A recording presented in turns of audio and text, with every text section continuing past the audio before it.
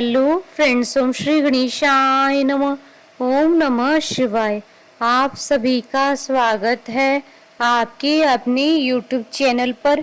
Friends, आज हम आपको इस वीडियो में बताने जा रहे हैं श्रावण मास महात्म्य के 27वें अध्याय की कथा के बारे में, जिसको सुनने मात्र से ही होंगी आपकी सभी मनोकामनाएं शीघ्र ही पूर्ण और त्रिलोकीनाथ की कृपा आपके साथ सदा बनी रहेगी। फ्रेंड्स, वीडियो शुरू करने से पहले आपसे रिक्वेस्ट है, अगर आप हमारे चैनल पर नए हैं और आपने अभी तक चैनल को सब्सक्राइब नहीं किया है तो प्लीज़ सब्सक्राइब कीजिएगा चैनल को, साथ ही प्रेस कीजिएगा बेल आइकन को, जिससे नए वीडियो से रिलेटेड नोटिफिकेशन आपको तुरंत प्राप्त हो सके। और वीडियो पसंद आने पर वीडियो को लाइक और शेयर जरूर कीजिएगा ताकि सभी भक्तों को इस वीडियो का लाभ प्राप्त हो सके। और कमेंट बॉक्स में ओम नमः शिवाय जरूर लिखिएगा। श्रावण मास महात्म्य सभी प्रकार के विघ्नों का नाश करने वाले तथा सारी सृष्टि का पालन करने वाले श्री गणेश जी तथा ज्ञान की दाता देवी श्री सरस्वती जी तथा सब पुराणों के कर्ता श्री व्यास जी तथा श्री गुरुदेव जी के चरण कमलों में नमस्कार करके भगवान की श्रद्धा और भक्ति रस से डूबे हुए श्रावण मास महात्म्य की कथा कहती हूँ। कर्क संक्रांति और सिंह संक्रांति में किए जाने वाले कार्य। ईश्वर बोले, हे सनत कुमार, श्रावण मास में कर्क संक्रांति तथा सिंह संक्रांति आने पर उस समय जो कृत्य किए जाते हैं उन्हें मैं आपसे कहता हूँ। कर्क संक्रांति तथा सिंह संक्रांति के बीच की अवधि में सभी नदियां रजस्वला रहती हैं, अतः समुद्र गामिनी नदियों को छोड़कर उन सभी में स्नान नहीं करना चाहिए। कुछ ऋषियों ने यह कहा है कि अगस्त्य के उदय पर्यंत ही वे रजस्वला रहती हैं। जब तक दक्षिण दिशा के आभूषण स्वरूप अगस्त्य उदित नहीं होते तभी तक वे नदियां रजस्वला रहती हैं और अल्प जल वाली कही जाती हैं। जो नदियां पृथ्वी पर ग्रीष्म ऋतु में सूख जाती हैं और वर्षा काल में जब तक 10 दिन न बीत जाएं तब तक उनमें स्नान नहीं करना चाहिए। जिन नदियों की गति स्वतः 8000 धनुष तक नहीं हो जाती तब तक वे नदी शब्द की संज्ञा वाली नहीं होती, अपितु वे गढ़ती ही कही जाती हैं। कर्क संक्रांति के प्रारंभ में 3 दिन तक महानदियां रजस्वला रहती हैं। वे स्त्रियों की भांति चौथे दिन शुद्ध हो जाती हैं। हे मुने, अब मैं महानदियों को बताऊंगा, आप सावधान होकर सुनिए। गोदावरी, भीमरथी, तुंगभद्रा, वेनिका, तापी, पयोष्णी, ये 6 नदियां विंध्य के दक्षिण में कही गई हैं। भागीरथी, नर्मदा, यमुना, सरस्वती, विशोका, वित्सता, ये 6 नदियां विंध्य के उत्तर में कही गई हैं। ये 12 महानदियां देवर्षि क्षेत्र से उत्पन्न हुई हैं। हे मुने, देविका, कावेरी, वंजरा, कृष्णा, ये महानदियां कर्क संक्रमण के प्रारंभ में 1 दिन तक रजस्वला रहती हैं। गोमती नामक नदी कर्क संक्रमण होने पर 3 दिनों तक रजस्वला रहती हैं।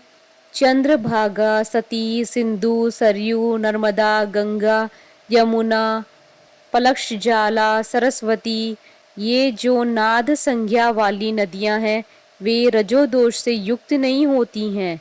श्योण, सिंधु, हिरण्य, कोकिल, आहित, गग्गर और शतद्रु, ये 7 नाद पवित्र कहे गए हैं। धर्म द्रव्यमयी गंगा, पवित्र यमुना तथा सरस्वती, ये नदियां गुप्त रजोदोष वाली होती हैं, अतः ये सभी अवस्थाओं में निर्मल रहती हैं। जल का यह रजोदोष नदी के तट पर रहने वालों को नहीं होता है। रजोधर्म से दूषित जल भी गंगा जल से पवित्र हो जाता है। प्रसव अवस्था वाली बकरियां, गायें, भैंसें व स्त्रियां और भूमि पर वृष्टि के प्रारंभ का जल, ये 10 रात व्यतीत होने पर शुद्ध हो जाते हैं। कुएं तथा बावली के अभाव में अन्य नदियों का जल अमृत होता है। रजोधर्म से दूषित काल में भी ग्राम भोग नदी दोषमय नहीं होती है। दूसरे के द्वारा भरवाए गए जल में रजोदोष नहीं होता है। उपाकर्म में, उत्सर्ग कृत्य में, प्रातः काल के स्नान में, विपत्तियों में, सूर्य ग्रहण काल में तथा चंद्र ग्रहण काल में रजोदोष नहीं होता है। हे सनत कुमार, अब मैं सिंह संक्रांति में गौ प्रसव के विषय में कहूंगा। सिंह राशि में सूर्य के संक्रमण होने पर यदि गौ प्रसव होता है, तब जिसकी गाय प्रसव करती है उसकी मृत्यु 6 महीनों में हो जाती है। मैं इसकी शांति भी बताऊंगा जिससे सुख प्राप्त होता है। प्रसव करने वाली उस गाय को उसी क्षण ब्राह्मण को दे देना चाहिए। उसके बाद घृत मिश्रित काली सरसों से होम कराना चाहिए। उसके बाद विहारतियों से घृत में सिक्त तिलों की 1008 आहुतियां डालनी चाहिए। उपवास रखकर विप्र को प्रयत्न पूर्वक दक्षिणा देनी चाहिए। सिंह राशि में सूर्य के प्रवेश करने पर जब गोष्ठ में गौ प्रसव होता है, तब कोई अनिष्ट अवश्य ही होता है। अतः उसकी शांति के लिए शांति कर्म अनुष्ठान कराना चाहिए।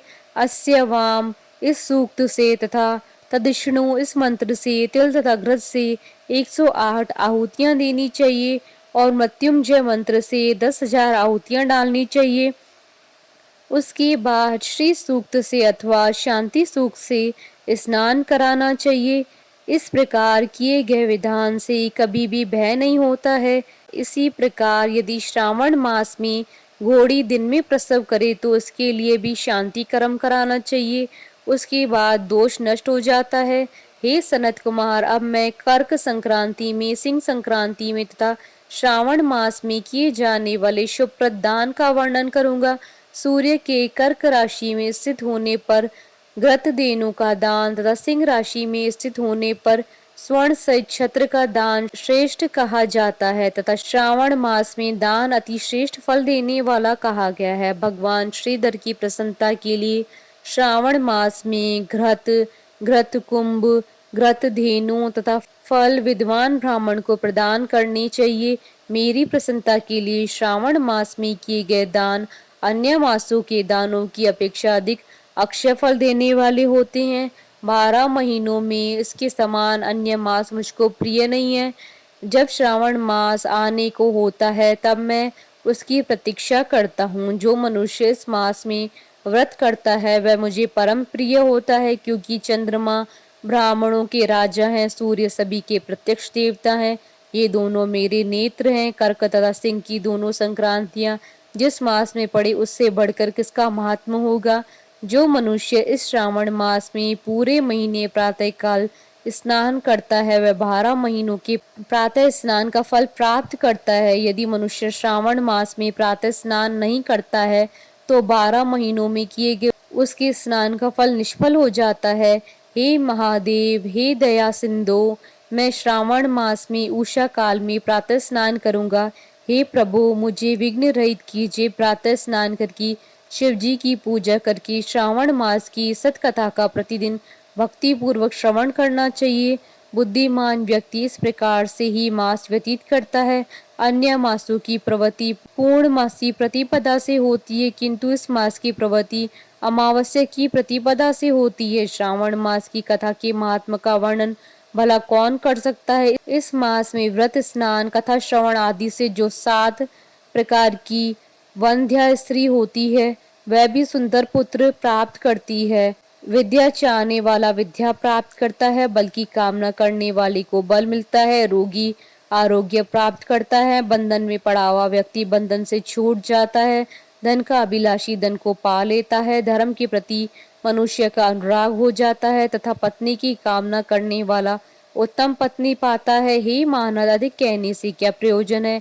मनुष्य जो जो चाहता है उसको पा लेता है और मृत्यु के बाद मेरे लोक को पाकर मेरे सानिध्य में आनंद प्राप्त करता है। कथा सुनाने के बाद वस्त्र, आभूषण आदि से कथावाचक की विधिवत पूजा करनी चाहिए। जिसने वाचक को संतुष्ट कर दिया उसने मानो मुझ शिव को प्रसन्न कर दिया। श्रावण मास का महात्म सुनकर जो वाचक की पूजा नहीं करता है, यमराज उसके कानों को छेदते हैं और वह दूसरे जन्म में बहरा होता है। अतः सामर्थ्य अनुसार वाचक की पूजा करनी चाहिए। जो मनुष्य उत्तम भक्ति के साथ इस श्रावण मास महात्म का पाठ करता है अथवा सुनता है अथवा दूसरों को सुनाता है, उसको अनंत पुण्य की प्राप्ति होती है। इस प्रकार श्री स्कंद पुराण के अंतर्गत ईश्वर सनत कुमार संवाद में श्रावण मास महात्म में नदी, रजो दोष, सिंह, गो प्रसव, सिंह कर्कट, श्रावण स्तुति, वाचक पूजा कथन नामक 27वां अध्याय पूर्ण हुआ। बोलिए भगवान शंकर माता पार्वती जी की जय। हमारी साथ इस वीडियो में अंत तक बने रहने के लिए आपका धन्यवाद। ओम श्री गणेशाय नमः। ओम नमः शिवाय।